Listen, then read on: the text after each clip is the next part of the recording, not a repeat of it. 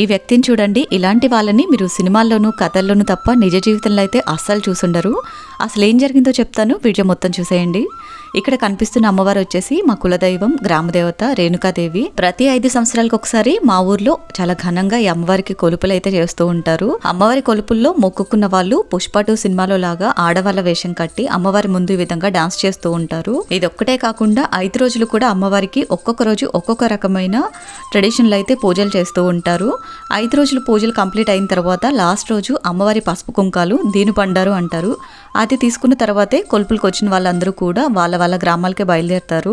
మేము కూడా దినబండార్ కోసం లాస్ట్ రోజు గుడికి వెళ్ళినప్పుడు అనుకోకుండా మా పాప వేలుకున్న బంగారు ఉంగరం అయితే ఎక్కడో పడిపోయింది. కొన్ని వేల మంది జనం మధ్య ఒక చిన్న ఉంగరం పడిపోతే అది వెతకటం ఎలా ఉంటుందంటే సముద్రంలో గుండు సూదిని వెతికినట్టే. అయినా కూడా ప్రయత్నించాము, కానీ దొరకలేదు. అక్కడ అమ్మవారికి పూజలు చేస్తున్న ఈ వ్యక్తి మీ మొబైల్ నెంబర్ ఇచ్చేళ్ళండి, గుడి శుభ్రం చేసేటప్పుడు నాకు కనిపిస్తే మీకు ఫోన్ చేస్తానమ్మా అన్నాడు.